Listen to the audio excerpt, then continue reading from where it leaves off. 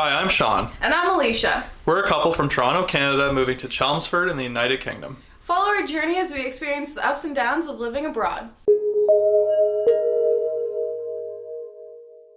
Welcome back to another episode of Tea Time with Shawn and Aleesha, where we give you the information to do what we did, which is move from Canada to the UK. So last week we talked all about the Tier 5 Youth Mobility Visa, and that was how Aleesha came here. This week we're going to talk about the sponsorship visa, which is how I came here. So before I actually get into the details of the sponsorship visa, I thought I'd talk a little bit first about how exactly you ask your employer to transfer you overseas. So this is something that I think a lot of people struggle with is, is my employer going to be supportive about this? Especially being in the kind of North American work culture where you kind of don't think you matter, more or less, right? So I had been with my company for about 4 years, and I'd had a lot of other companies approaching me about opportunities.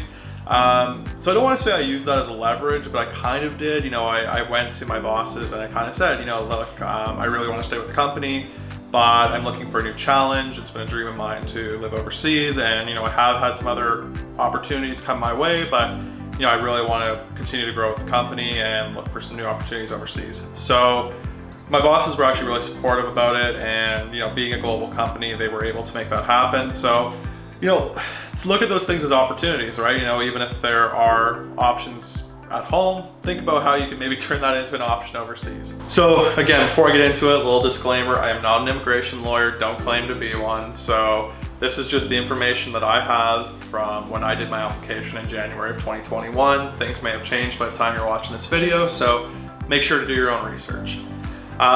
So first thing I wanted to talk about is just sort of the requirements around getting this visa. So Brexit actually really helped things, believe it or not.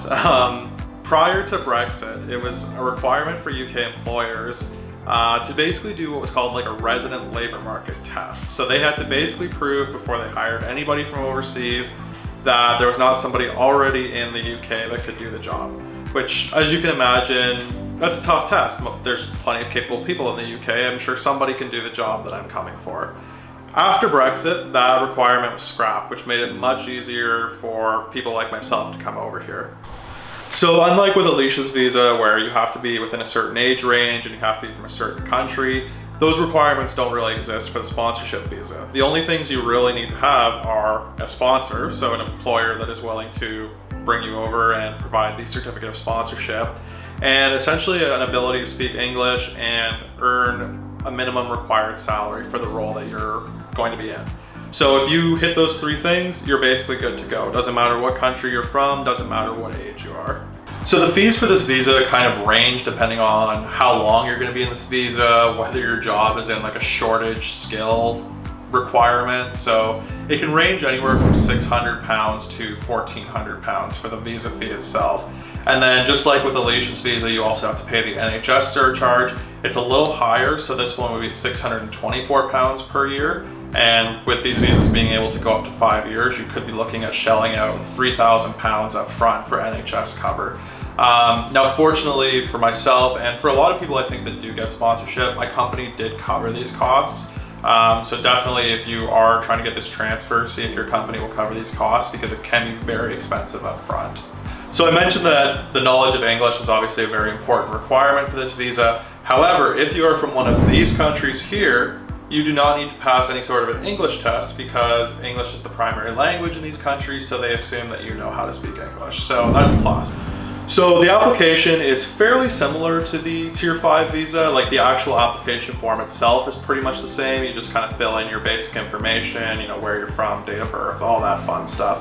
However, in order to actually start your application on the sponsorship visa, you need to first get your certificate of sponsorship from your employer. This is all electronically done online, and basically they will send it through to the visa office before you send your application in. So once you have your certificate, then you do your application, and then it's on to your biometrics appointment, just like with the Tier 5 visa.